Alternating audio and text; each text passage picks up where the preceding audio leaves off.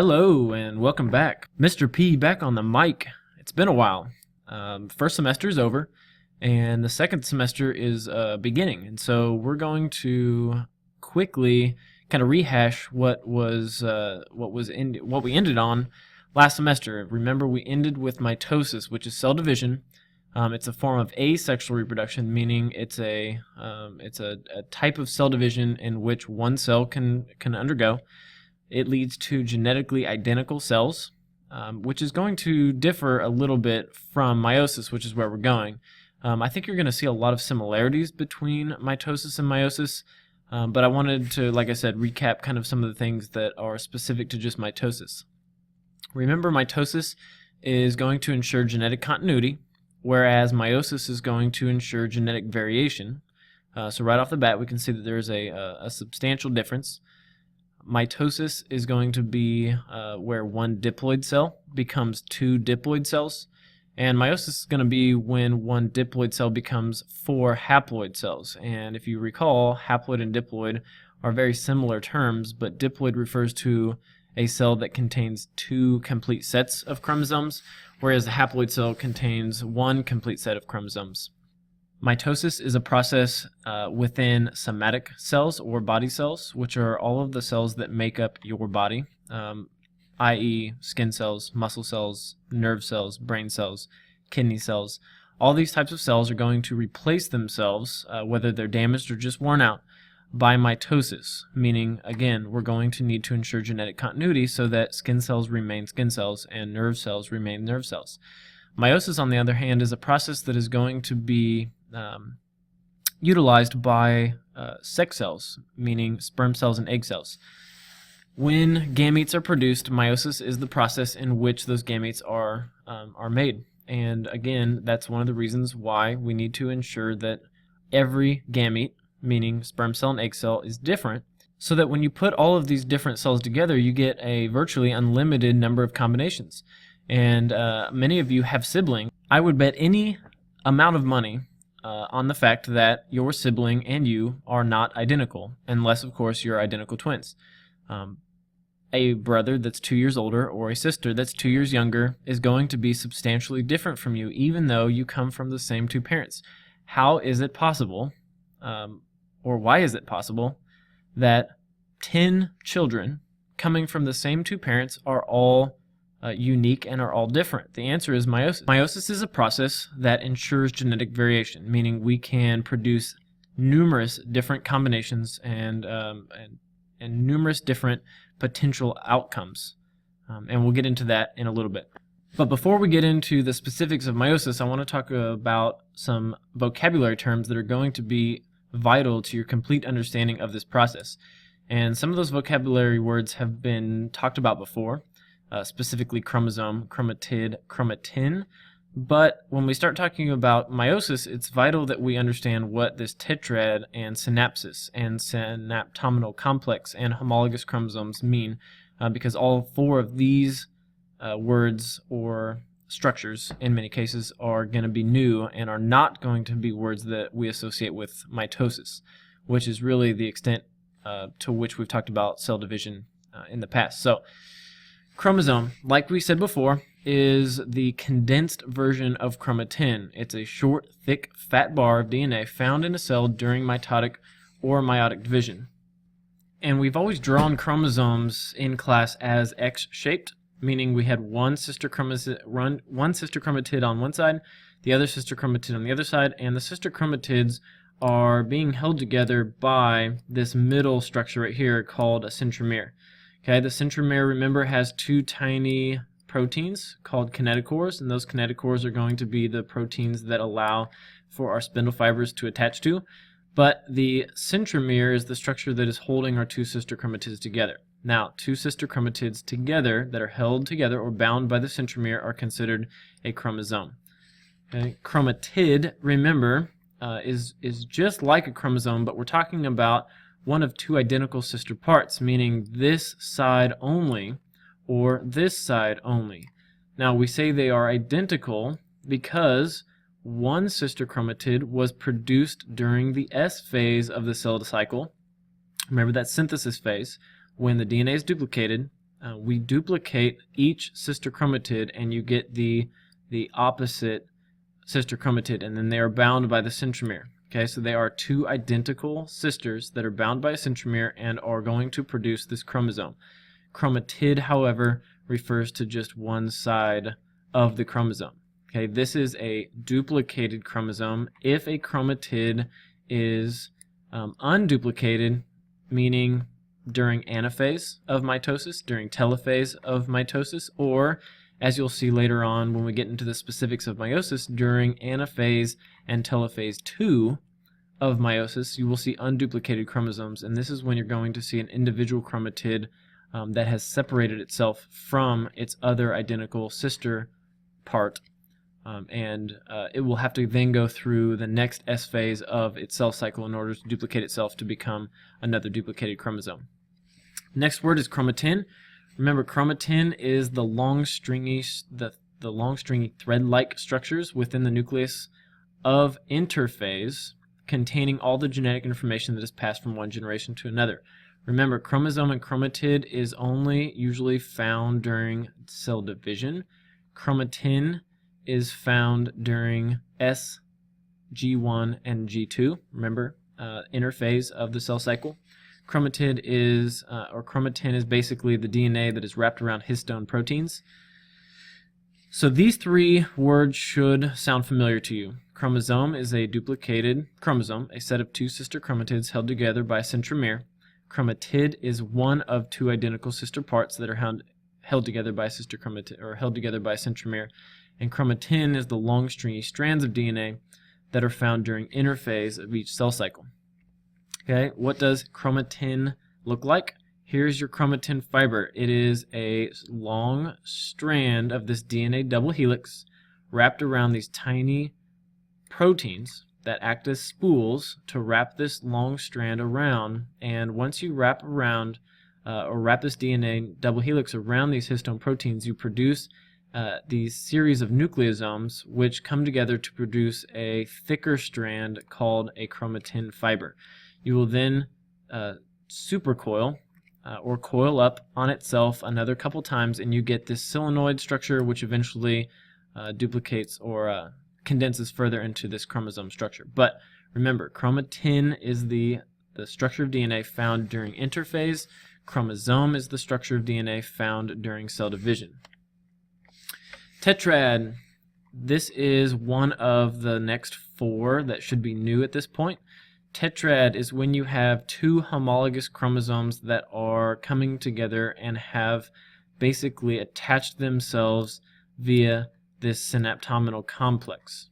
Okay, so this is one homologous chromosome. I know it doesn't really look like an X, but that's because these two arms of this chromosome are kind of over the top of each other. Here's a sister chromatid, here's a sister chromatid. This is the centromere holding the two sister chromatids together, and this sister or this chromosome is homologous to this chromosome. And what that means is they are not identical.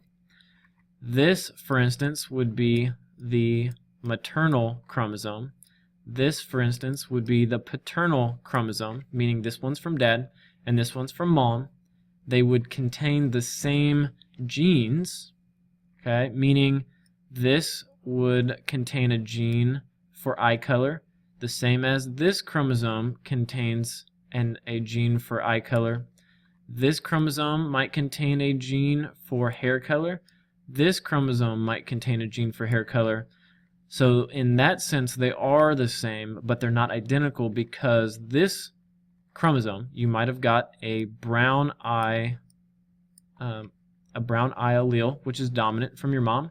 You might have gotten a blue eye or recessive allele from dad. Okay, so the gene is eye color.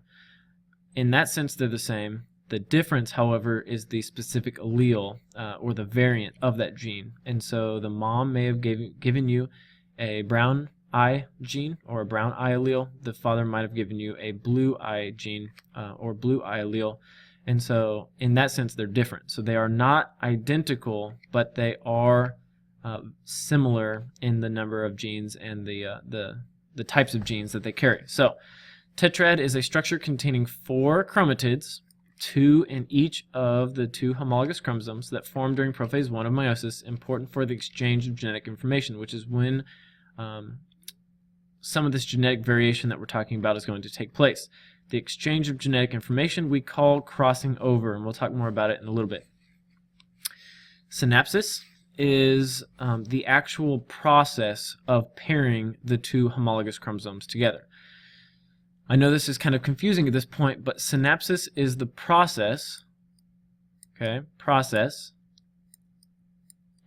tetrad is the structure. Does that make sense? So synapsis is the process of bringing the two homologous chromosomes together.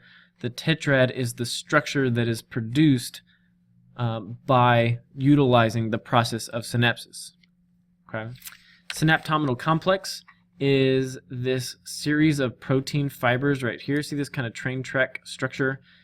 Each of these little lines would be a protein or an interaction of or an association of proteins. That is the synaptominal complex. So protein fibers that hold two homologous chromosomes together during meiosis, and specifically holding them together during meiosis 1, specifically prophase 1 and metaphase 1 of meiosis. And then homologous chromosomes. Homologous, homo means same, and so same chromosomes. Remember, they are not identical because you could have different actual alleles. One might be big A, one might be little a. We'll get into genetics in a little bit, but homologous chromosomes are chromosome pairs of the same length, have the same centromere, have the same traits, but they originate from different parents. And because they originate from different parents, they will contain or have the potential of containing different alleles, just like this one, brown eyes, blue eyes. Okay, but they both have a trait for eye color. Notice that the different colored bands are in the exact same places. These are all different genes, but the alleles that these homologous chromosomes contain might actually be different, right? So this might be big A, big B. This might be little a, little b. Same letters, same genes, different alleles, and so we call those homologous chromosomes. Now that you know a little bit about the specific vocabulary that's important to understanding meiosis, we're going to get into some specifics about meiosis. Meiosis, like I said before, is a process of producing gametes. Okay, we don't produce more skin cells using meiosis, and we don't produce more heart cells or brain cells or neurons or any of those other somatic cells using the process of meiosis. The only thing we use meiosis for is to make gametes, and specifically those gametes are sperm cells in males and egg cells in females.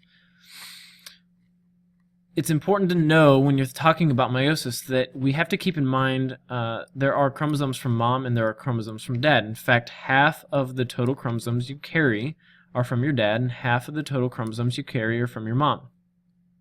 We have 46 total chromosomes. 46 makes us human. And so that means that 23 chromosomes came from your mom and 23 came from your dad, because it's simple math, right? 23 from mom plus the 23 from dad gives you a total of 46 chromosomes that is vital in order for you to become a human. Of these 23 chromosomes that you got from your mom and 23 you got from your dad, 22 of the 23 are considered autosomes and 1 is considered a sex chromosome. Okay, now we say we have 22 pairs of autosomes and 1 pair of sex chromosomes. That's how you get your 46 number, right? If your mom gives you 23 autosomes and your dad, or 22, excuse me, if your mom gives you 22 autosomes and your dad gives you 22 autosomes, then you have 22 pairs of autosomes. And if your mom gives you 1 sex chromosome and your dad gives you 1 sex chromosome, then you have 1 pair of sex chromosomes. It's like talking about shoes. If your mom gives you 22 individual left shoes and your dad gives you 22 individual right shoes, you have 22 complete pairs of shoes. Same with your sex chromosomes. If your mom gives you one left shoe and your dad gives you 1 right shoe, you get 1 pair of special shoes, and we call these special shoes sex chromosomes, right? These sex chromosomes determines if you're male or female. females are XX, males are XY. Okay, so XX makes you female, and XY makes you male. Those two chromosomes, the XX or the XY, are the only chromosomes you carry that will dictate your gender. The other 22 chromosomes are identical between male and female. There are no differences. Homologous chromosomes are those that carry the same genes. We've kind of talked about that. Remember, they carry the same genes, but they can, and most of the time do, carry different alleles. And genes and alleles are not the same thing. Genes refer to the specific trait, so to speak. It is the specific location of a particular trait, and alleles are the actual variant of that gene, which will dictate phenotype. Genes are sections on a chromosome that code for a specific product, and that specific product might be height, it might be weight, it might be skin color, it might be eye color, it might be hair color, okay? Those kinds of things. So, sex cells, we already know that they're called gametes. Those are sperm cells and egg cells. Those are produced through a process of meiosis. Your body cells or somatic cells are the cells that are going to be produced via mitosis. But gametes, sperm cells, and egg cells are going to begin as diploid and are going to end up as haploid. Remember, all of your somatic cells, the skin cells, and the muscle cells, and the bone cells, and the blood cells, all of those things are going to start diploid, but they're also going to end diploid.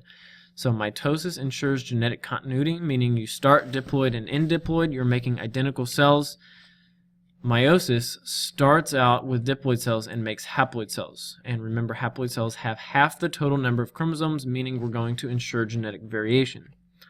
Okay? At a specific time, gonads, meaning the ovaries and testes, will cause selected cells to divide through meiosis, and it's those specific cells that are going to eventually produce egg cells in the ovaries and sperm cells in the testes.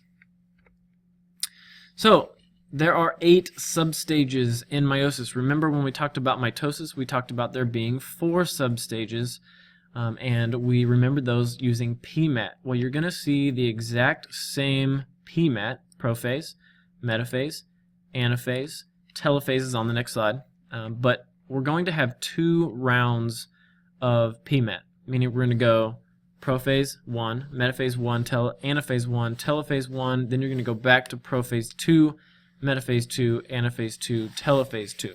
Okay, so it's exactly the same. If it was easy for you to understand mitosis, it should be easy to understand meiosis, because we're using the exact same stages, the exact same things happen in every one of the phases. There is only one substantial difference between mitosis and meiosis, other than the fact that meiosis has 8 substages and mitosis has 4. The big difference is how the chromosomes line up. Okay, and so I'm starring this. That should be a hint, right? In prophase, you will recall, in mitosis, the nuclear envelope starts dissolving. Well, it happens here too. The centromere, or the centrioles, begin their migration. Okay, that happens here too. The spindle apparatus, or the spindle fibers, are forming. That happens here too. The difference is how the chromosomes line up. In this phase, prophase 1 of meiosis, we are going to have the tetrads form. Okay, not only is the chromatin condensing to form chromosomes, these chromosomes are going to line up as tetrads. Okay, synapsis is going to happen, and it's going to line these chromosomes up as pairs, and they are eventually going to line up towards the middle, or that metaphase plate, as pairs. Remember, in mitosis, all the chromosomes lined up right along that metaphase plate because we were going to actually separate the sister chromatids in anaphase. That's not happening here. We're going to produce these tetrads. Okay, we're going to line up those tetrads in the middle on that metaphase plate, just like we originally lined up those chromosomes. But here we're going to line up the groups. Okay. Then in anaphase 1, we're going to actually split the tetrads. The sister chromatids remain attached. We have not at all separated sister chromatids yet. Okay? We have just separated the homologous chromosomes, or the tetrads. After anaphase 1 comes telophase 1, which is going to be identical to the way it looked in mitosis, meaning the spindle fibers have decondensed. The centrioles basically are removing all of that spindle apparatus from the cell. Cleavage furrow begins to form. Eventually cytokinesis will take place, and it will divide that one cell that is elongating into two cells. Notice that in this case there are 2 chromosomes, which is different than we started. We started with 4 chromosomes, and we now have 2. Notice that the sister chromatids are still connected. We have not at all removed those sister chromatids from each other or disconnected the sister chromatids from the centromere at all. Then we're going to go into the second phase, or the second subphase of meiosis, meaning the second round of PMAT. We're going to go back into prophase 2. And notice that we really didn't create a full nuclear envelope, and so we don't have a full nuclear envelope to dissolve. We will dissolve what was kind of reformed, temporarily reformed. We're going to temporarily deform it. Again, the spindle apparatus starts forming again. The centrioles begin their migration. These chromosomes are already condensed, so we don't need to decondense, or we don't need to recondense them from chromatin, because it never became chromatin before this prophase 2 event. And once these spindle fibers are set and have attached themselves to the centromere of each of these chromosomes, they're going to line up in the middle on this metaphase plate, just like they did during mitosis. And then in anaphase 2, they're going to separate sister chromatids. Each of those sister chromatids is going to be pulled to the poles, specifically around that centromere, or specifically around that centriole. And eventually cytokinesis takes place in telophase 2, and the nuclear envelope reforms.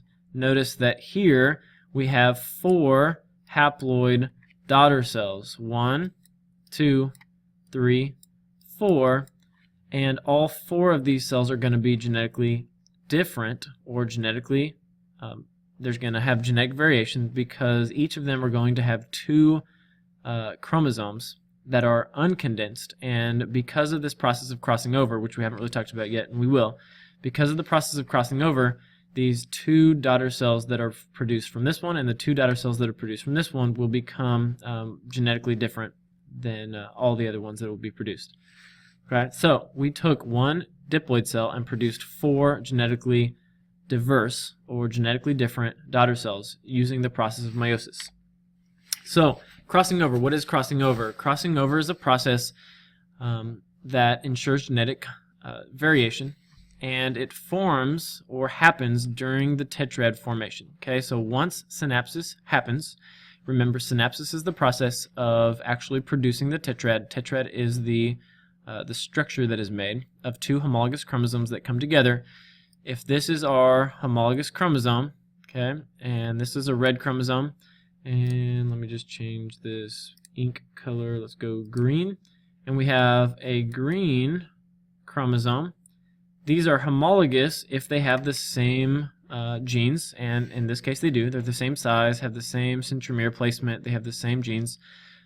If this arm and this arm actually overlap, okay,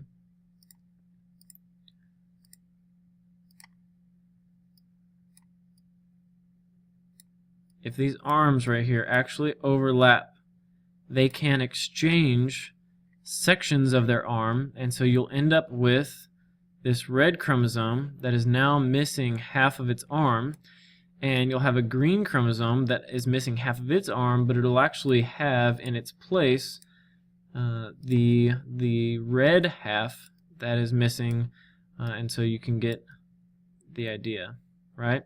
We just took the red arm and gave it to the green one, and we took the green arm and we gave it to the red one. Now, when these 2 sister chromatids separate, change to purple, when this chromatid goes this way, and this chromatid goes this way, and this chromatid goes this way, and this chromatid goes that way, this one's going to be all green, this one's going to be green and red, this one's going to be red and green, this one's going to be all red, and so you get 4 different chromatids that will eventually become 4 different chromosomes. Okay, they are so alike that this can happen, yet different enough to add some differences to the chromosome. This mixes up the gene pool, as much as sexual reproduction does. Sexual reproduction mixes up the gene pool because you have different males reproducing with different females. And just by kind of mixing different males with different females in itself mixes up the gene pool, but then because you have the same potential male breeding with potentially the same female year after year, you don't want the same offspring year after year, and so the same two parents can give birth or give rise to multiple different genetically offspring. Okay, called genetic recombination or crossing over. So here's crossing over. This is a special term, bivalent, sometimes bivalent. The bivalent is a fancy name for the tetrad. Remember, this is a chromosome. This is a chromosome. These would be homologous chromosomes because notice they have the same genes. They have different alleles though. Maybe this chromosome right here, because it's blue, we'll say comes from dad, and maybe this one, because it's red, comes from mom. When these two chromosomes line up, that is called a tetrad or a bivalent. They can cross over, meaning they actually cross over their arms and they can exchange sections of their chromosome. Notice that after they exchange these, this arm right here is a big R, little g. The little g came from the red one. Okay, it was on the red one to begin with. The big G was on the blue one. Now the little g is on the blue one and the big G is on the red one. And now, because they separated, this is 1, 2, 3, 4 genetically unique chromatids or eventually daughter chromosomes that will make 4 completely diverse cells. So what happens if you have extra chromosomes? We've talked about actually duplicating chromosomes, we've talked about separating chromosomes, and we've talked about separating chromatids, and there is a potential. It's called a trisomy. Tri meaning 3. Trisomy is when you have 3 or more of the same number of chromosomes. Okay, and so if you have a trisomy 21, that is Down syndrome, and I think everybody has some knowledge of what Down syndrome is and some of the effects that Down syndrome can cause. It is simply having an extra chromosome number 21. You're supposed to have 2 21s. You're supposed to have 2 20s. 2 19s, 2 18s, 2 17s, 2 22s, 2 23s, which is essentially your sex chromosomes. But instead of having 2 21s, if you have 3 21s, then you end up with Down syndrome. And we'll talk about how this occurs in more details when we talk about actual genetics. But for the purposes of this, when we talk about anaphase 2, when those sister chromatids are supposed to separate, if the sister chromatids fail to separate during anaphase 2, then one cell is going to have 2 chromatids and the other cell is going to have 0 chromatids. The cell that has 0 chromatids will basically be missing a 21, and the cell that has the 2 chromatids will have an extra chromatid. And when you have a cell that has 2 21 chromatids, let's say this is the female's egg cell, and that female egg cell comes together with a sperm cell that has 1 21 like it's supposed to, then all of a sudden, how many 21s do you have? You have a resulting cell that has 3 number 21 chromatids, and when those replicate, they will become 3 number 21 chromosomes. Okay. Also, crossing over may not have happened evenly, meaning it happened unevenly. Here is a karyotype showing an individual with Down syndrome. Notice that you have a pair of chromosomes at number 1, 2, 3, 4, 5, all the way through until you get to 21. You have 3 chromosomes at number 21. That is indicative of Down syndrome. And while we're looking at this, can you tell if this is a female or male? Hopefully you said male because it has an X and a Y. If this was a female, you would expect there to be 2 X's. Okay, so this is a male with Down syndrome, and again, you should have a pair of chromosomes at each location. This is a trisomy, 3 chromosomes at the number 21 location. Extra chromosomes continued. If you have extra chromosomes, they will create problems. There are a lot of genetic disorders that can happen as a result of having extra chromosomes. Typically, if you have too many chromosomes, you can live with it, even though it is going to result in a genetic disorder. if you do not have enough chromosomes, meaning you have below 46, it is almost always lethal, meaning possible miscarriage could have happened, or the zygote just didn't develop properly and pregnancy wouldn't have continued. Something would have terminated it. Too many chromosomes, typically tolerable, can live with, even though it produces a disorder. Not enough, usually lethal. Development doesn't take place. So this lecture ended up being about 30 minutes. It's a little longer than I wanted them to be, but there's a lot of information as a result of the beginning of Chapter 11. Chapter 11 and 12 are going to be the first two chapters of this semester. They are typically the harder two, definitely the hardest of this semester, but you might find that they are the hardest of this entire class. And so I definitely want to make sure we spend enough time talking about all of the vocabulary and all of the finer details of not only genetics, but Chapter 12 and protein synthesis. So come to class with questions. Make sure you took good notes. Until then, see ya.